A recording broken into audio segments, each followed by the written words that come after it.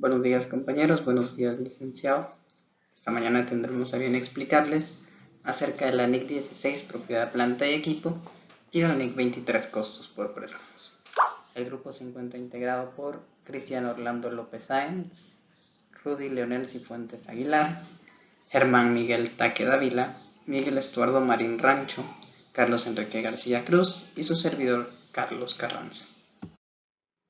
Comenzaremos esta mañana tratando la NIC 16, propiedad, planta y equipo. La norma en sus enunciados establece que el objetivo principal es prescribir el tratamiento contable de las propiedades, planta y equipo, de forma que los usuarios de los estados financieros, bien pudieran ser usuarios internos o usuarios externos, puedan tener la información de las inversiones que se tienen sobre las mismas y los cambios que éstas han tenido a lo largo del tiempo. Asimismo, el alcance de esta norma será de aplicación para todas las propiedades, planta y equipo, salvo cuando otra norma exija o permite un tratamiento contable diferente. En las normas que tratan regularmente acerca de la prescripción contable de los activos, siempre encontramos una fase de reconocimiento inicial como una fase de reconocimiento posterior. Específicamente en la NIC 16, en el párrafo 7, nos establecen dos condicionantes para que un elemento de propiedad, planta y equipo pueda ser reconocido. Y nos dice que una de ellas es que el elemento que la entidad adquiere sea probable que la entidad obtenga beneficios económicos futuros derivados del mismo. En este caso, ya sea que la entidad lo utilice en un proceso productivo o que se utilice en funciones administrativas. Asimismo, la segunda condicionante nos indica que el costo del elemento pueda ser medido con fiabilidad. La NIC 16, con respecto al reconocimiento, nos indica acerca de dos tipos de costos. Nos indica acerca de los costos iniciales, así como los costos posteriores. Los costos iniciales son todos aquellos desembolsos en los cuales una entidad incurrirá para lograr obtener los beneficios económicos derivados del resto de los otros activos. Asimismo, los costos posteriores nos indica que una entidad no reconocerá en el importe en libros de un activo los costos por mantenimiento diario del elemento, ya que tales costos se reconocerán en el resultado del periodo. Al momento del reconocimiento de la propiedad, planta de equipo, se debe tomar en cuenta que el bien cumpla con todas las condiciones para que éste se determine como un activo. Sin embargo, se debe determinar el reconocimiento del bien por medio del costo que fue adquirido. Para determinar el costo del bien, se deben tomar en cuenta los componentes del mismo, los cuales son el costo de adquisición, los costos directos y las estimaciones iniciales del costo. Hablando cada uno de estos componentes, se puede mencionar que los costos de adquisición son aquellos valores que se entregan para poder obtener el bien y así poder generar utilidad económica para la entidad. Entre estos valores de adquisición se pueden incluir los aranceles de importación y aquellos impuestos indirectos no recuperables. Los costos directos son aquellos que son atribuibles a la ubicación actual de la entidad y que inicien la operación de la empresa con el bien. Y por último están las estimaciones iniciales del costo, el cual nos menciona que son aquellos costos que son para desmantelamiento del bien o el retiro del elemento. La norma internacional de contabilidad menciona que el costo de un elemento es el precio equivalente en efectivo que se pudo determinar al momento del reconocimiento. Sin embargo, se tiene que mencionar que si el valor de adquisición se obtuvo mediante un crédito y este crédito generó intereses, estos intereses se deben de contabilizar como un gasto. No obstante, se pueden capitalizar únicamente si la norma internacional de contabilidad 23, costos por préstamo, no lo permite. Existen costos incurridos que no son efectos para determinar en el reconocimiento del bien. Entre ellos se encuentran aquellos costos de reubicación, los costos que se determinan por las operaciones iniciales y los costos que se generan por la baja capacidad del bien. Buen día, compañeros, pues siguiendo con la exposición, les voy a hablar acerca sobre lo que es la medición posterior al reconocimiento de propiedad, planta y equipo. Para esta etapa la norma nos establece dos procedimientos, pues, los cuales podemos realizar. El número uno sería, el modelo del costo, y el segundo sería el modelo de la revaluación. En el modelo del costo tenemos que el activo se compone del costo menos la depreciación acumulada menos la pérdida por deterioro. Y en el modelo de la revaluación tenemos que es el costo del activo, el cual se compone de el costo del revalúo menos la depreciación acumulada y menos la pérdida por deterioro. Como ustedes se podrán dar cuenta, en cualquiera de los dos métodos que la entidad se incline por utilizar, se le va a restar la depreciación acumulada y las pérdidas por deterioro. El tratamiento de estas pérdidas por deterioro se pueden ahondar o especificar más en la NIC 36, pues la cual trata sobre el deterioro de los activos. Ahora bien, en el tema de las depreciaciones, pues tenemos que la depreciación se divide en tres: en el monto depreciable, en la vida útil y en la distribución sistemática. Pues para eso vamos a descomponer este tema y lo vamos a armar nuevamente para poder entender. Entonces, la depreciación es una distribución sistemática del importe depreciable de un activo a lo largo de su vida útil. Entonces, como les comentaba, que el monto depreciable es el costo del activo menos el valor residual, donde este valor residual es el importe estimado que la entidad espera obtener al momento de la disposición final de la vida útil, y en donde la vida útil pues es el periodo en el cual se espera utilizar ese activo o las unidades que ese elemento pues pueda producir. Y bien, por último, pues también tenemos que la distribución sistemática de la depreciación, pues hay tres métodos que la norma nos recomienda utilizar, y el primero pues sería en línea recta con cargos constantes de mes a mes que no van a variar. El segundo sería el método decreciente, que inicia con un importe mayor y conforme se va consumiendo la vida útil pues va disminuyendo la cantidad de la depreciación. Y pues por último, el método sería de las unidades producidas en base a la capacidad, por supuesto, de producción del elemento de propiedad, planta y equipo. Por mi parte sería todo y seguimos con el siguiente compañero.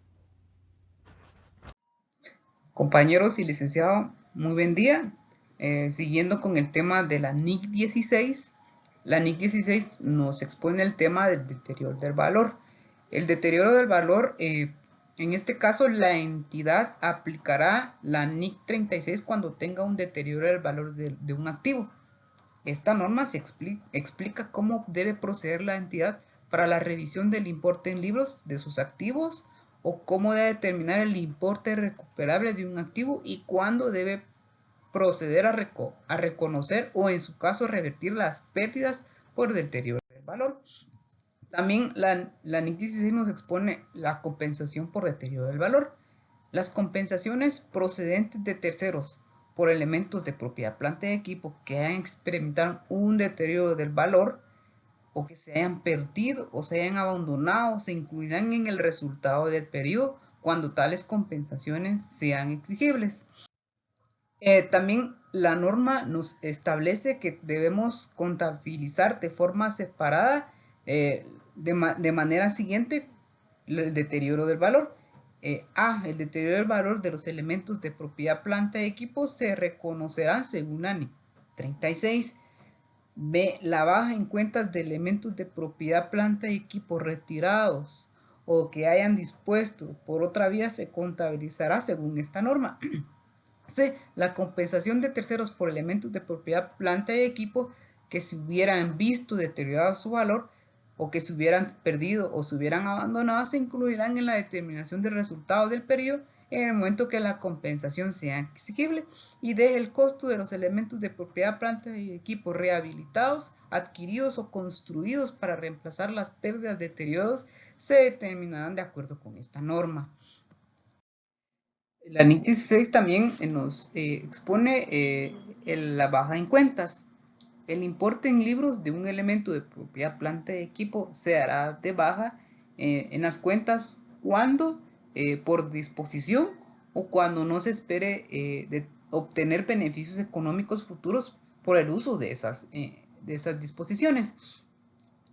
También la pérdida o ganancia surgida al dar de baja un elemento de propiedad, planta y equipo se incluirá en el resultado del periodo cuando la partida sea de baja en la cuenta. Buenos días compañeros, continuando con la presentación, tenemos a cargo también hablar un poco sobre la NIC 23, costos por préstamos. Esta norma no tiene un objetivo como tal, sin embargo tiene un principio básico. Los costos por préstamos que sean directamente atribuibles a la adquisición, construcción o producción de un activo apto forman parte del costo de dicho activo. Si no, los demás costos por préstamos se reconocerán como un gasto. También tenemos el alcance de esta norma y que establece lo siguiente, que esta norma se aplicará por una entidad en la contabilización de costos por préstamos. Y también esta norma no se aplicará a aquellos activos aptos medidos al valor razonable. Un claro ejemplo que nos establece la norma es un activo biológico dentro del alcance de la NIC 41, agricultura, o los inventarios que sean manufacturados o productos de cualquier otra forma en grandes cantidades de forma repetitiva. Estos dos ejemplos que los que establece la norma no los mide, es la norma número 23, costos por préstamos. Bueno, la norma nos establece dos conceptos primordiales o dos definiciones principales. El primero es que son los costos por préstamo. ¿Qué son los costos? Y dice que son los intereses y otros costos en los que la entidad incurre que están relacionados con los fondos que ha tomado prestados. O sea, son aquellos intereses o costos que surgen a través de tomar un préstamo. También nos da la definición de un activo apto y dice que un activo apto es aquel que requiere necesariamente de un periodo sustancial antes de estar listo para el uso al que está destinado o para la venta. Esto quiere decir que un activo apto tiene un requisito que debe estar sujeto a un periodo sustancial de tiempo para estar listo para su uso o para su venta. Si ese requisito se cumple, se denomina como un activo apto de acuerdo a la norma o la NIC 23. También pues la norma nos establece que dependiendo de las circunstancias, cualquiera de los siguientes ejemplos se reconoce como un activo apto. La norma establece que puede haber inventarios como un activo apto, activos intangibles, fábrica de manufacturas, propiedades de inversión, instalaciones de producción eléctrica y plantas productoras. Estos son 6 ejemplos que establece la norma que se pueden reconocer como activos aptos. El reconocimiento de la NIC 23. Una entidad capitalizará los costos por préstamos que sean directamente atribuibles a la adquisición, construcción y producción de activos aptos. Como parte de los costos de dichos activos, una entidad deberá reconocer otros costos por préstamos como un gasto en el periodo en que se hayan incurrido en ellos. ¿Qué quiere decir esto? Como ejemplo, una entidad solicita un préstamo a un banco para la construcción de un edificio o para la construcción de un inmueble. Los intereses que surjan de este préstamo serán capitalizables siempre y cuando se estén en el periodo de construcción o de instalación de ese activo apto. Una vez instalado o construido ese activo, todos esos costos o intereses que genere el préstamo se reconocerán como un gasto, ya no como un costo del activo apto. Buenos días para todos. Para continuar con la exposición de la NIC 23, costo por préstamo, pues les voy a platicar de lo que es el inicio de la capitalización. Y al efecto, la NIC 23 nos indica que para poder capitalizar costos por préstamos hacia los activos aptos, se deben de cumplir todas y cada una de las siguientes condiciones. Se debe incurrir en un desembolso en relación con el activo. Se debe incurrir en costos por préstamo, es decir, debo pagar un interés por el préstamo que he tomado. Si los fondos que tomé para adquirir el activo apto no generan intereses, pues no debo de capitalizar nada. Actividades, acá se refiere a que debo llevar a cabo ciertas actividades para este activo apto, por ejemplo, la preparación de un terreno. Suspensión de la capitalización. Pues a este efecto la NIC 23 nos indica dos puntos importantes. El primero es que una entidad suspenderá la capitalización de los costos por préstamos cuando la construcción del activo apto sufra una interrupción y sea cuestiones ajenas al desarrollo de las actividades normales de esta construcción de este activo apto, ¿verdad? Y el punto número 2, pues es que cuando una entidad suspenda la obra por un tiempo determinado, pero que este tiempo es necesario por las razones de construcción del activo apto, pues entonces en este caso sí se puede capitalizar los intereses pagados hacia el activo apto.